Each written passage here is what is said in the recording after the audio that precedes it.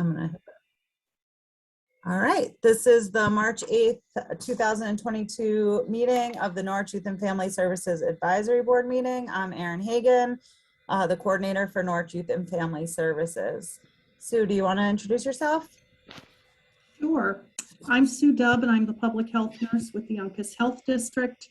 Been a little busy with COVID over the last couple of years, but thankfully we got some grant money that got me a full-time nurse and 2 part-time nurses to help take the COVID piece over so I can finally get back to my routine duties, which I've missed this group terribly. You guys do such amazing work in our communities, and I was really excited about getting back to this, and you've got some great things coming up. I saw all the flyers that you're sending out, so thanks for continuing to keep the families together while this COVID thing did everything it could to try and tear them apart. Well, thank you. I appreciate that compliment. I don't know. And it's nice to have you back. Thank you. Kate, you want to go? Sure. Hi, everybody. I'm Kate Mildy from Norwich Youth and Family Services. I do program coordination, and that looks like me popping into the schools and doing social emotional learning programs for them. And that's K through 12. And then the other part of my job is running the JRB with Bob McKinney. Awesome. Bob, do you want to go next? Yeah, can you hear me? This is a new computer, so I'm not sure if it's working. Yep, we can hear and see you. All right. So I'm Bob McKinney. I'm a newly appointed school resource officer, formerly with the Community Policing Unit, Norwich PD. Like Kate said, I sit on the Juvenile Review Board, as well as the Attendance Review Board at NFA. But I'm trying to settle in here. It's been a little bit chaotic, but I'm at teachers right now, and I have 4 elementary schools as well. I'm trying to get in a routine, so I apologize if I seem all over the place right now. Well, congratulations on your new position. All right, Tierras. All right. Can you hear me? Yep. All right. I'm Tierras Zatumbi. I'm DCF social worker in the adolescent unit. Self-explanatory of what my job is, obviously. I just try to help the youth who's primarily in the system sort of navigate throughout and sort of become, as independent as possible and try to keep them connected with family, if possible. So, I mean, the job is to serve the community and the family. So I think, the job just aligns with what the board is. So. Great. Thank you. Yep. Jody. I'm Jody Savage, and I work at Norwich Free Academy. I run the Project Outreach Program, which is the student volunteer organization here on campus. So my job is to get students involved in their community, in leadership opportunities, and to create and develop different projects to tackle social issues. And then I am also the advisor of the Norwich Free Academy's Prevention Council. Thank you. All right, so I'm gonna let you go next, Hector. Oh no, I know. Wait, is that what you're gonna tell me, Kate? Yeah. So Hector is gonna be next, but I also figured, Hector, you could introduce yourself, and then Hector's here to give us some information about the youth employment program. So you can introduce yourself, Hector, and then just go right into it if you want. That's funny. Kate was like, no, you forgot him. I know. No. Underestimating me, huh, Kate? No, I'm just kidding. So hi, everyone. My name is Hector Sanchez. I work here in Norwich Human Services, and also I'm a part of the Youth and Family Services. So I have 2 positions. So during the academic year, I'm an in-school youth caseworker for EVID, and then also during the summertime, I coordinate the summer youth employment program.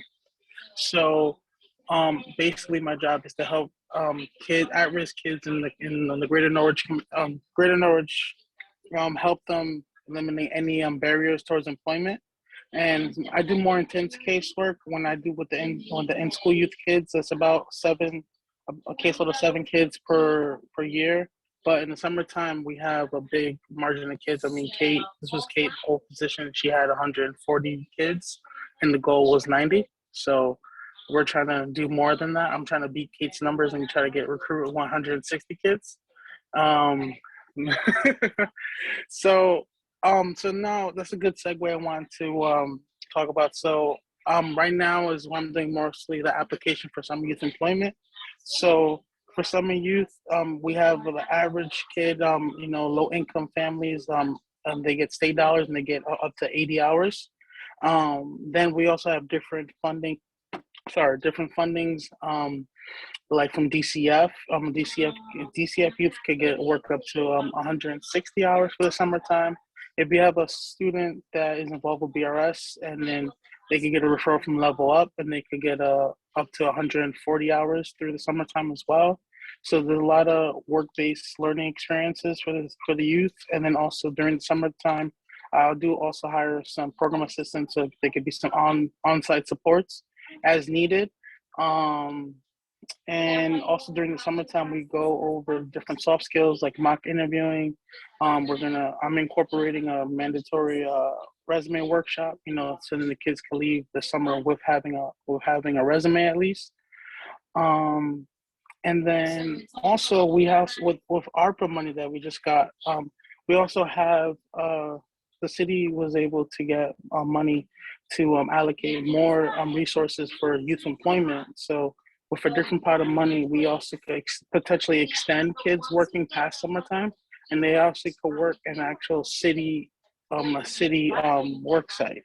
So they could work for public, our office, Norwood Human Services, the police, you name it. It has to be a city department, and it's just to diverse the city and the hires, and also giving our youth in our backyard a learning experience to work and for the city. And then, yes, do you have any questions? I have a little bit confused faces. Kate, you already know about this. I'll need to ask some questions for you. Go ahead, Susan. Hi, Hector. So one of my questions is, all of the youth employment is connected directly to some sort of city department, or do you work with other businesses out in the community to find employment there as well? Yes, so I work closely with EWIB and EastCon, and we recruit different kids. Am I answering the question correctly? He's asking specific work sites. So the ARPA money is specific to city work sites, but all the other funding he talked about, he cultivates work sites all over the greater Norwich area. Yeah. Okay. Yes. Thank you. Thank you, Kate. Just a quick question, the ARPA funds, is that low income as well, or is that Yes. any youth? No, low income, so they have to be a Norwich Okay. resident, and they have to qualify for free reduced lunch. Yeah, I have so many kids that just don't meet that criteria, but would And then benefit so greatly from a program like this, but and I understand unfortunately it, so. And unfortunately, with the ARPA, because it's a city policy that the youth have to be vaccinated in order to work for the city, because it's our city policy. Because they're going to be temporary city employees. But that doesn't have the same. Not the same standards for summer youth employment. You don't have to be vaccinated unless, depending on the work site, if they want you to wear a mask or anything like that. That's based on work sites. So Hector, maybe I can interject at this point and say that coincidentally, we do COVID vaccinations. I know you So- did mine.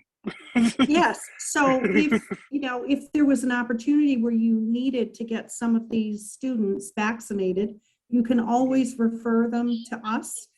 Typically, we do clinics on Thursdays. They can make an appointment to come in, and we stay a little bit later. We usually stay until about 5 in the evening, so they could come after school as long as there's a parent with them if they're under the age of 18, or we can make alternate arrangements. We've gone out and done homebound visits, but sometimes homebound means there's transportation issues. So we've worked around that as well. So, and we do ages 5 and up. Okay. Thank you. I appreciate that. You're welcome. Does anyone have any other questions?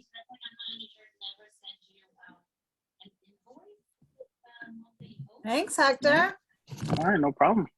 So we will be sharing, well, we have been sharing Hector's flyer that has the QR code for the application or interest forms. And Yes. Hector, if you want to put your email in the chat, maybe in case anyone wants to Yes, I'll jot do it that. down. I think Tiara's is pretty aware too, like spread the word with your adolescent workers for that DCF funding. Yeah, over the past 3 years, I've run summer youth employment. We've always under enrolled DCF. So we get a pot of money and we never spend it. So we're always desperate for DCF kids. Duly noted. All right, cool. Yeah, Thanks, send me all the Hector. kids you have. All right, bye, guys. Yeah, have a good rest of your day. Thanks for coming. You as well, guys. Bye. All right, bye. All right, I'm gonna turn it over to Kate now. So we can't approve any of the minutes because we don't have a quorum, so we'll skip that part and hopefully next month. For old business, last month we had, I had told you guys that Kate would be attending a training and I'm gonna have her talk about it and tell you guys about it. But also Tiara's last month had a great idea about a parent social night, which has come to fruition and is being held this month. And Kate is taking the lead on our end to plan for it. And Jody's working with her kids to help plan some activities for the kids. So I'm gonna let Kate take over the meeting and talk about those two things. All right, thanks, Erin. So Love 146 is the organization that put on this training, and it's a facilitator training for a program called Not a Number. And I can put, as soon as I'm done talking, I'll put the link to Not a Number in the chat so you guys can check it out too. But it's a 5-module curriculum, and each module is like an hour's worth of work. And they first tell kids what human trafficking actually looks like, and how it's defined and how those definitions affect them. And then we go more into stereotype identification, vulnerability identification, and then transition into like challenging those harmful stereotypes, and then identifying risky situations and harm reduction strategies. So I think I feel pretty energized to get rolling on it. And I think it's a really powerful program, and there's interactive portions to it. There's video portions, and it's a really well-oiled machine in terms of empowering kids to make more informed decisions and just be more mindful of their surroundings and identifying red flags in any relationship, not even just romantic ones. So that's something to maintain my certification we have to do twice a year. So hopefully we can get some community partners to allow me to teach this material, because it can be heavy and triggering at times. And so Love 146 is aware of some hesitation in schools for picking this up because of the content, but it's important stuff. And like I said, harm reduction is really the focus of that curriculum. So do you guys have questions? Sorry. I do have some students that have been wanting to work on this. So, I mean, maybe we can form some type of collaboration. I don't know if there's a way to do it like outside of the school. I don't know if, again, I don't know if it would be, I'd have to, again, go to administration, and I don't know how long that would take. Yeah, so. Well, there's always the option of, if we schedule the group to have in our location and you share the flyer with those Absolutely. kids who are I would be more than willing to do that. I and have a then lot of make- kids that are interested. Yep. Yeah, I think that's fine. And then, you And know, I think the school would be open to it. I just would have to, schedule to meet with administration and stuff to go over that first, but. yeah, And I'll put that link, right? I think it's just notanumber.org, but I'll put it in the chat right after I get done talking about the next thing. So. So next thing, unless you guys, did anybody else have questions about Not a Number or the human trafficking risk reduction? Oh, prevention I was just program? thinking too, just not to call you out again, Tiaras, but I'm sure, I mean, maybe there's even kids that you guys have on your caseloads that would benefit from it. And we could do, you know, a program specific for them, or they could join in a community. So we can, like, I'll make sure, maybe we'll have Kate follow up kind of with you, and then, you know, Bob might have some pull at teachers in the near future, so. I did have a question. So just because I think I'm a little naive about some of these issues, but I attended a training several years ago with our Connecticut CISM team, and they were talking about trafficking and how the casinos were a part of what they were seeing, that the girls were being kind of paraded through the casinos. I don't know if that's still the case. Maybe Bob, if you have some insight, because, you know, we go into some pretty questionable homes sometimes when we're doing homebound visits or out there for other complaints and things like that. I mean, is this the kind of program that if I attended, that this is something that I might be able to pick up more red flags? I mean, there's some houses I go in and, you know, the spidey sense just goes up automatically. You know, something's not right. But I guess I'm wondering if you know, my other nurses might benefit, because we're looking at integrating some of our nurses into the community as well, working with the school system and working with families to, I don't know, I feel like I'm kind of rambling on, but is this something that is a big issue in Norwich or the surrounding area? Bob, are you gonna speak to that? Yeah. I wouldn't say that it's well known. I mean, we've had cases over the years, though sparse, but we have had cases of trafficking popping up. It's just a hotbed in this area because what they look for is like the casinos and, you know, the highway and airports, how people have to get through the state or for airports and whatnot. So it's definitely a hotbed for it. It is very difficult to pick up on the signs. I know I sat through a child trafficking class, and there's a lot of things that they pointed out that you just really have to listen to the kids that are willing to talk and try to pick up on what they're saying. If you do get to go in the house, like you said, you do home visits, we get to do it occasionally. Just, you know, in talking, try to see what they have in their rooms. Like some kids, multiple cell phones should be, you know, a key thing. You know, having hotel key cards is a big thing. Those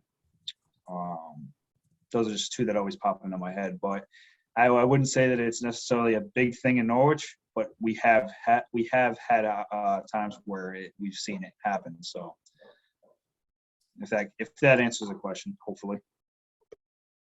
Yeah, and to speak to that, one of the first things they teach us in the training is that it's horrifically underreported because people don't know how to identify it. And also to answer your question in terms of Caregiver, there are Caregiver training resources that they give me, but this curriculum is really designed for like teenagers to identify their own issues. So they pull some of these red flags, like you mentioned, and things to look out for your specific audience as well. So please feel free. I'll put my email in here too. And if you want to reach out to me, I can share the Caregiver resources with you. And a big thing to stress with juveniles is, you know, a lot of them, you know, don't want to provide information because they're afraid they're going to get in trouble. There's a lot of people that push the issue of getting, you know, if you're involved in it, you're going to get in trouble, so they don't want to talk. If you're under 18, you're a victim. So it has to be stressed to these kids that they're a victim in this situation, and we're there to help get them out of it. And hopefully, you know, they'll find someone that they can connect with, so they provide that information and we can get them out of it. But a lot of them don't realize that that's the case. I had a woman and a young girl come into my office not long after I started at the health district, and it started out quite innocently, but as the conversation kept going, I said that your gut tells you something's not right. And the more I tried to kind of quietly inquire, the more uptight the young girl became. And next thing I know, they're kind of zipping out of there. And I feel like it was a missed opportunity, but honestly, I didn't know how to report. I did contact the police department, but other than having a description of what they look like, I didn't have a contact name or number or address. And That's so common. That's so common. Yeah. So the more awareness we can spread, you know, the more empowered people are to reduce this epidemic a little bit. Kate, is one of the things, I don't know, I did a training with Love 146 a while ago, like a workshop, and I think they have some sort of like cards or something, because I think what they talked about was what to do in that situation, Sue, would not to be to ask questions or inquire, but to actually just like quietly slip the person like an info card that they could reach out at some point in the future, because that is the reaction you're going to get. I don't know. We can look into that if that's still a thing. Because I know they would talk about that they would give out these things or these backpacks, right? Like they would give out backpacks to kids that just had things that they might need and for the future. So yeah. All right, cool. Thanks, Kate. Yeah, and I'm already actively looking in the resources there, and if I find something specific, I'll send it out too. Okay, thank you. Anybody else? Okay, so hard right turn to parent night. So mark your calendars. It's free. It's for anybody. There's registration on our Facebook page, on our website. And it's March 24th from 5:30 to 7. And we're getting food for everybody from La Stella.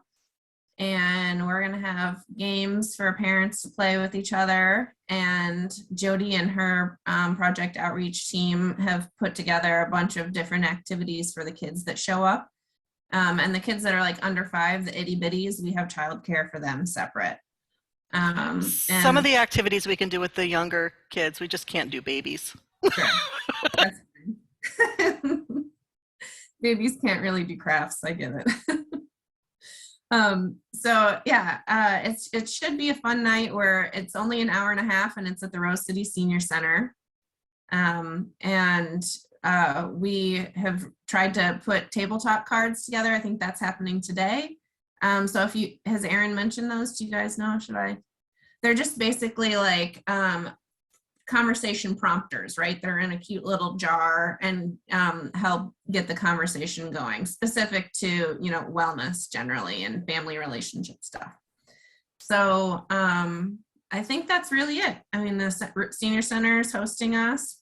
Project Outreach is building the activity plan, and we're doing food, and I built a nice little Trello board for it, and Jody loved it. And then a couple people from Norwich Public Schools will be there with That's right. a little table to just like do the recruiting, because for parent volunteers in the schools and stuff. So they'll be there. We didn't want to make it like a resource heavy event, right? Where there was like a ton of tables and things like that. But I thought that was a good connection for them to come. But if people have like flyers or anything that you want us to put out, we can certainly do that and have available for people to pick up. Aaron, I can probably send you some stuff about smoking cessation. Because Okay. we have, you know, the free NRT stuff for folks, and the more word we can get out about it, the better off. Yeah, I think you just sent something about that I saw. So, but yeah, anything. Yeah, Connie might have sent it. Oh, okay. All right. Cool. All right. Thanks, Kate. Any other questions? Come get some spaghetti with us. Yeah. It'll be good. I don't have any. I want to bring. One of my kids said he was gonna come. His adoptive parent moved to Georgia, so I just invited him. He said he'll come. He was actually going to come to today's meeting, but he had to work. Oh, great. Okay. Well, not Yeah. great that he had to work, but great that Yeah. he was gonna come. Yeah. Yeah, Would he hopefully- wanna help out with all the other kids, with Jody's Project Outreach kids? I'll ask him. He's on the spectrum, so he's autistic. So he's high functioning, but sometimes he's rich. So it may take some prepping. Okay. But Yeah, we'd love to have them. So we're doing some STEM activities and some craft activities. So it's a little bit for everybody. So, okay. Yep. I'll let him know. okay.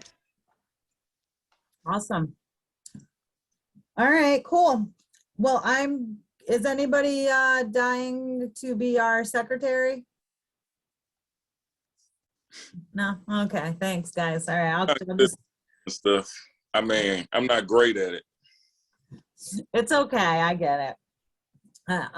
It's really not that bad for me to have to do it for now. So once we get a more robust attendance, then we'll revisit these elections. So just to let a little bit of an update in terms of staffing, I think most everybody knows Leanne Gomes retired as the Director of Human Services. We have Tara Booker with us now. It's already been like 3 months, I think, or something. So that's one big change. Ray Allen, who was our drug-free communities coordinator, he took a position with the I don't think he cares, the Council on Problem Gambling. So he's their training and prevention coordinator. So he's moved on. And so we're posted for that position, which closes tomorrow. So that's a little bit of a change. I think that's it, right, Kate? Any other changes? We have hired or contracted with 4 clinicians, 2 mentors, a parent advocate, and 2 group facilitators. So that's all through the ARPA money. So right now we have 23 clinical cases that we're seeing. There's about 12 kids getting mentoring. We're running 2 support groups for parents, which please promote, because not one parent showed up to the group last night. I know we had our 2 kids were there for childcare, but I had warned them that sometimes things take time, and hopefully like March 24th will be a nice opportunity to reach parents. But we have specific for special needs parents raising kids with different abilities, whether behaviorally or medically. And wow, that's been like consistent, like with at least 2 to 3 parents showing up. And even though it's a small size, it's been really good conversations that they've been having. So that's great. And then we're, just doing as many, group activities as we can. Kate's really got a lot going on in the elementary schools and stuff. So, and high schools. And so, yeah. So that's all I have. Do you guys have any questions? Erin, I don't have a question, but I did want to just throw it out there. And I think I sent you something this afternoon just before the meeting. But Norwich Senior Resources is going to be doing a chronic pain management class. And it's for anyone that is suffering with chronic pain, and it can be the caregiver of a person with chronic pain. It's a really excellent class. It's run over 6 weeks. The sessions are usually about 1 hour to 2 hours in length, but it helps to take the focus away from pharmaceutical management of pain and look at more non-pharmaceutical measures like heat and cold, massage, gentle exercise, essential oils, those kinds of things. So, sorry, Lily has a lot to say right now. Lily, really? But we just wanted to put that out there. It's going to be starting on March 28th, and it's free of charge. I will tell you that just going through it to become a facilitator for the class, and somebody who's had arthritis since she was 30, there was a lot of good stuff in the course that I really found made a big difference in my own life.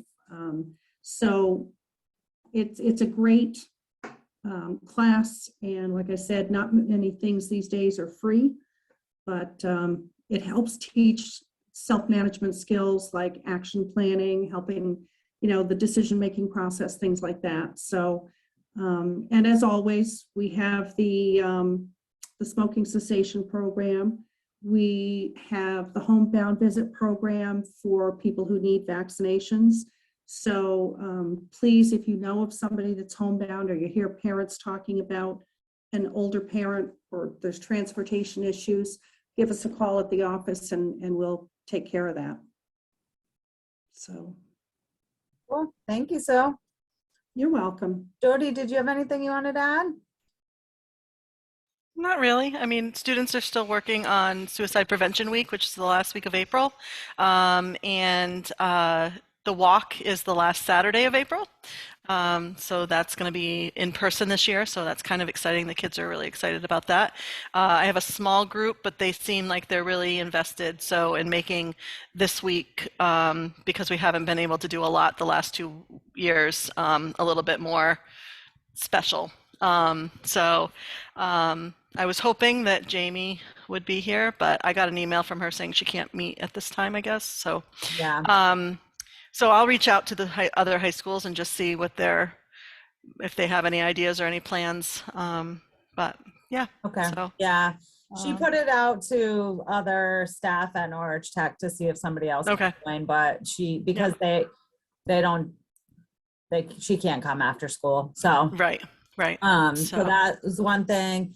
And then the other thing is Jen wasn't able to be here, which I'm guessing is because they're just so busy and such short staff, which may impact how we usually have them involved. So hopefully, Okay. yeah. Just something to keep in mind. Absolutely. But yeah, and if you need I'll reach out to her and just see if I mean, I know they like that week, so maybe they can make arrangements, but I understand the short staffing. So, but we also have Chasing the Dragon coming to the school in April with a parent or a community parent piece on the April 13th in the evening. We haven't picked a time yet, but that's happening. So the students will get some information about the drug crisis and what's going on and all the things that they should be looking for. So kind of excited about that. And yeah, we just keep moving on. So. Awesome. Thank you. Tiara's, any updates on your end you want to share? Yeah, updates that I have is we are sort of getting back to some normalcy as far as what we're doing operationally. So things may start picking back up for us because like things were sort of low for a while due to everybody being so distant. So I'm just curious to see sort of what changes occur now because we're sort of just upticking, but no real internal changes on my end as far as DCF. So. All right, cool. Thank you. Mhm. All right, everyone. Well, if there's nothing else, I'll adjourn if I have a motion to adjourn. All right. Seconded. All right, cool. Anyone Good. opposed? Yeah. All right. Well, thank you guys all for coming. We'll see you hopefully at parent night. And talking between our next meeting is in May. Oh my goodness. So we'll see you then. All right. Bye. Thank you. Meet everyone.